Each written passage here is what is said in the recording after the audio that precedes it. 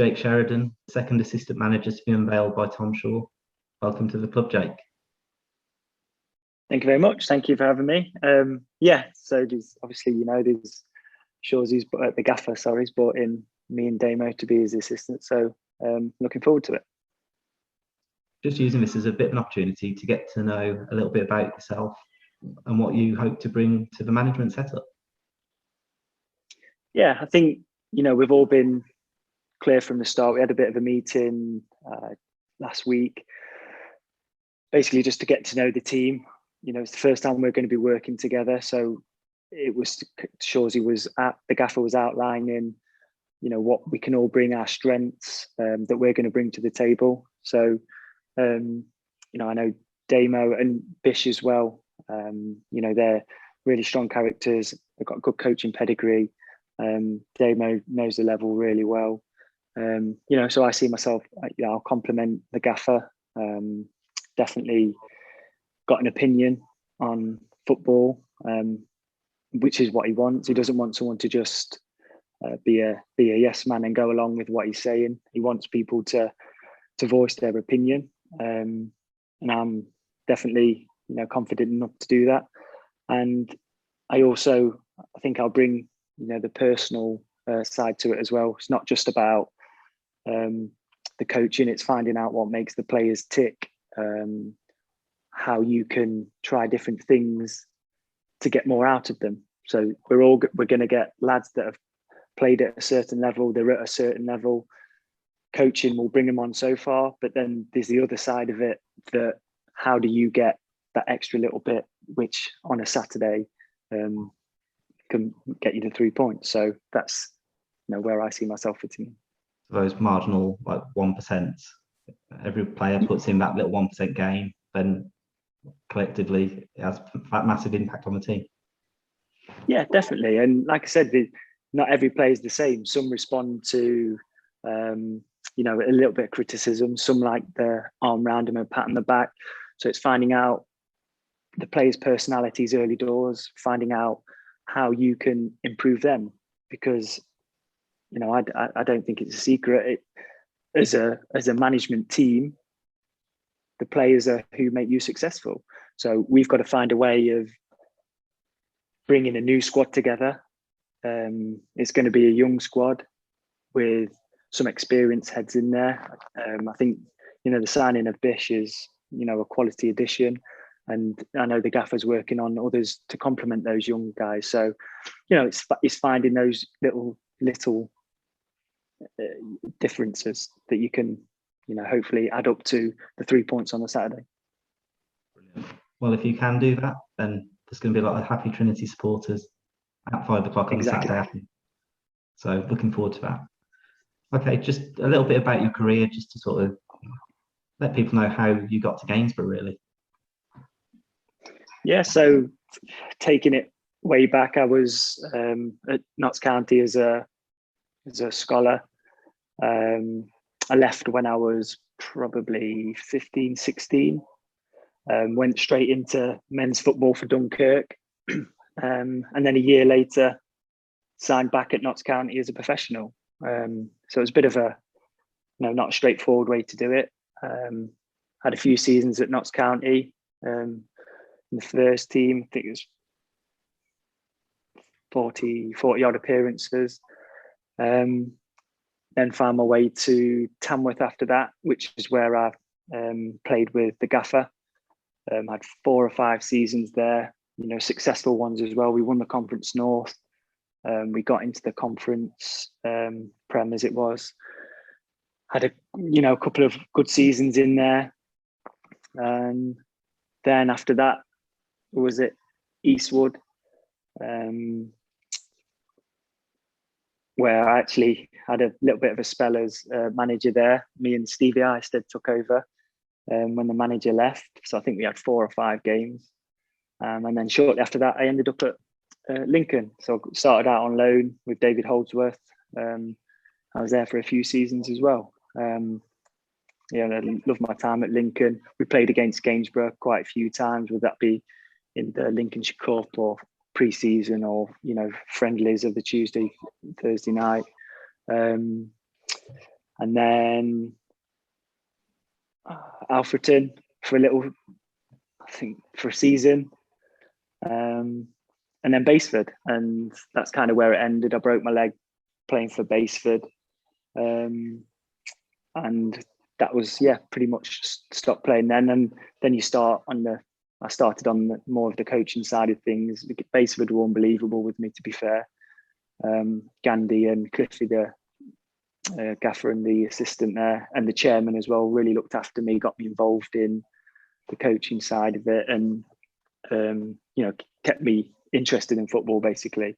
And then we're here. So it was been up and down, and there's been ups, downs, and all sorts, but always interesting and always enjoyable. Which also adds to sort of your experiences and what you can hopefully bring to this young group of players we're looking to assemble. Like you talked about the start of your career, going through as a youngster at Notts County, but then going into men's football at 15, 16, and sort of, taking that step back almost before you went back in again, showing the youngsters that will sort of give them that belief that, okay, they might feel like they drop into Gainsborough, but it's a stepping stone to go on to better things. Yeah, definitely. And I think, I think with the likes of Jamie Vardy, who's come up through non-league football, it just shows if you've not quite, all it takes is one person not to be, not to appreciate what you do as a player, and you won't get a contract. But that doesn't mean you're not a good player. So, if you have to drop down a couple of levels, if you're playing consistently well, you will get noticed. And I think that's more players now are thinking that at 18, 19, let me go out and get 30, 40, 50 games under my belt in competitive football. And if you're doing well, you will get noticed. And, as a coach, if you're seeing players progress under your watch, that's a big pat on the back for you. So, it works. Players and managers working together. It's good for Gainsborough. It's good for the players, and it's good for the managers. So I think there's only positives to come. I'm quite a positive character when it comes to, let's look on the positive side of things rather than, right, maybe you've been released from a pro club, but this is where it starts now. How do you get back up to where you see yourself and where you want to be? And if we can be that springboard that sees scouts flocking through the turnstiles, then it means something's going right. Yeah, definitely. And I think it's probably taking a bit away from the players, but it's getting the connection back with the club. I mean, I've only been down 2 or 3 times, but each time there's been people watching, or people that've been interested in what's going on. And I love that about clubs, that the fans can get interested in it, and you want that. So I think that's an important thing to bring back as well, from the management side of things, but the players as well. You want the team to reflect the club, and so everyone can be proud of the club and proud of the players. So there's a lot to do, but I think we'll get there. That's something we'll look to do over the coming months. Like we touched on before, I'm going to be very busy trying to get to know all these players and basically give the supporters the chance to get to know the faces that are representing Gainsborough Trinity Football Club. Yeah, and hopefully,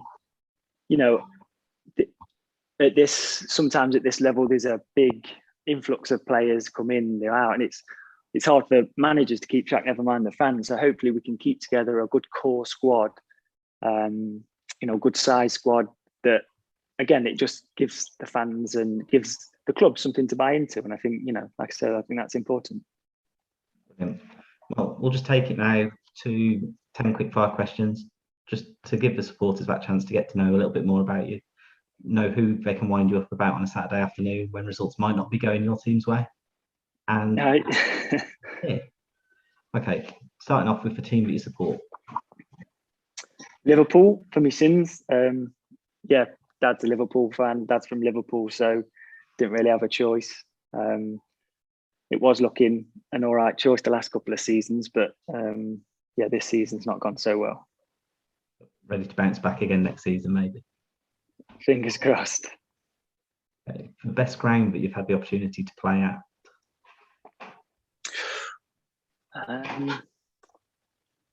like I said to you before this, my memory is awful. But if I'm coming after Bish as well, I'm guessing Bish mentioned he played at Juve's ground, so I'm going to look terrible. Probably Riverside, Middlesbrough's ground. We played them in the Carling Cup, as it was, because I'm old. We played Middlesbrough in that. I think it might have been quarterfinals, and we won. So it was an amazing, not just Brilliant. a great ground to play at, but a great experience as well. So I'd probably say Riverside. And Bish is a Middlesbrough fan, isn't he? Yes, he is. Yeah, yeah. So there we go. It's all starting to come together. Yeah, exactly. Yeah, piecing it together. Your biggest influence on your career? Probably my mum and dad. Dad, loves his football. Like I said, Liverpool fan. Grew up watching tapes of old Liverpool games, and mum, took me to all the games, whether it was rain or shine. So, those two, not just about talking about football, but it's what they do to get you into football, which is huge. So probably mum and dad. All the sacrifices that they make, but exactly. where you are. You don't realise until you're a parent. Okay. Who would be your toughest opponent? This is when I can get to name drop. So I say when we played Middlesbrough, I loved playing against Mendieta. Just for me, that was a real moment of just a wow moment playing against him. Viduka was in that game. Played against Vardy. So I'd probably say Mendieta, just because of what he's done in his career and who he's played for was just. Although he didn't give me his shirt, he was in Amadi at the end, so he didn't get me. Mendieta, definitely a very good shout. Did you play directly up against him, or? I tried to stay away, to be honest, because he nutmegged me after about 5 minutes. So after that, I was trying to get away from him. But yeah, I was on the same side of the pitch of him. And I think at the time there was that Gareth Southgate was manager. So when you look back at times like that, it's good to see that you've played against people like that. Yeah, well, it can't come up against much better in the English game than future England manager. Yeah. So call him up, see if he's got any players that we can borrow, and we can get on loan. Yeah, might blow the budget a little bit, but we can speak to the chairman too. Okay, have you got a boyhood hero? Football wise, probably when I was a young lad, John Barnes. Again, like I said, just watching old videos of him, just unbelievable footballer. I was a winger, so he was my kind of hero growing up. And then as I got older, it was Stevie Gerrard. So those two probably who I'd consider my kind of football heroes. Your funniest teammate? Not sure if I like me saying it, but it's the gaffer. Shows he's just a great lad to share a changing room with. Really funny guy. Obviously, I'll not be allowed to share any of his stories. Now he's a gaffer, but yeah, just a really good guy to share a changing room with. As soon as it was 3 o'clock, he was serious. You went into battle with him, but before, after, in training, unbelievable.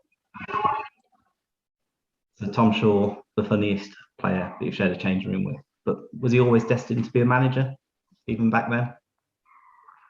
Yeah, I think we always spoke about football in not just ourselves. It was always we spoke about it as a team, and the way he saw football was different to just having a chat with most players. So you could always see, and he was always enthusiastic about coaching. He started his coaching badges early doors, got into it, and I think that really shows now. I think his coaching style, and I know he's very, very well thought of at Lincoln. I've still got friends there, and they speak really highly of him, and I've seen him coach as well. And he's a very, very good coach. Obviously, the management side of it is going to be different, but he succeeded in everything he's done so far. So that's why I want to be at Gainsborough with him. I've got 100% confidence in what he can bring. So yeah, I'm really confident that he'll succeed in this. Have you got a claim to fame? It's a tricky one. Do you know what? I'm going to have to be the boring one. I'm not even famous in my own house, so I couldn't even tell you I've got a claim to fame. No, I don't have a claim to fame. We'll have to work on finding one for you. Yeah, if I think about it, I'll send you it. Part of the first management team to get us promoted. Yes, I'll have that one. So when we do this again next year. Yeah. We'll have one for next year. Okay. What 3 items would you take with you to a desert island to while away the boredom? Ooh, probably me lad, Theo. And then if I took him, then we need a football. And that's what we spend about 90% of our time doing. And then I guess it'd have to be a TV because he'd get bored of talking to me and me telling him about football and when I used to play. So he'd need something to entertain after that. Yeah. Okay. 4 people that you'd have round for dinner, living or dead? Oh, I don't want to be boring, just have footy people, but I'd have to have John Barnes and Stevie Gerrard just to pick the brain, and just, yeah. John Barnes is an interesting character anyway, not just football, but his views on everything as well. Gerrard, everything I've seen of him and his mentality to football, of how he thought about it and how he just lived football is, I think it's a great example to a lot of young players of just what's needed to be at that level. And in terms of management as well, that sort of side of things. And then management, yeah, and how you can transfer that. So, there's a lot of hard work that's gone on. It's not just, yes, he was immensely gifted, but he put that work in to get there as well, which, a lot still goes on, it goes unsaid that, yes, players have got talent, but it's what they put in. Then probably go a bit random, Obama, again, just what he stands for, what he's done. He brought so much hope to America and things like that. So I think that would be a really interesting person to have. And then what do I need? One more. Let me be boring and just go Jurgen Klopp, just because I just think you could talk football or you could just have a pint with him, and I just think he just comes across such a character. And again, just someone who, when I was talking before about, it's not just about coaching, it's what you can get from a player. And I think you speak, I'm sure if you spoke to all the Liverpool players, yes, there'll be times when Mane's not happy and he'll don't want to shake his hands afterwards, but I guarantee you'd still run for a big wall for him because there's that mutual respect and he knows how to get that out of a player. So a little bit football heavy, maybe a bit boring, but yeah, I'd go those ones. I feel a bit sorry for Barack Obama with Scouse accent. A lot of football chat, yeah. So, all in. Just to finish, a prediction for the 21-22 season. It can be anything from Premier League through to Gainsborough. Liverpool to get back on top. I reckon we'll win the Prem. And Gainsborough, I think we're going to have an exciting team that the fans want to come and watch. Like with football, there's going to be ups and downs, but like I said, I think it's going to be a team that the fans are going to want to watch. I think it's going to be a team full of energy, a team that,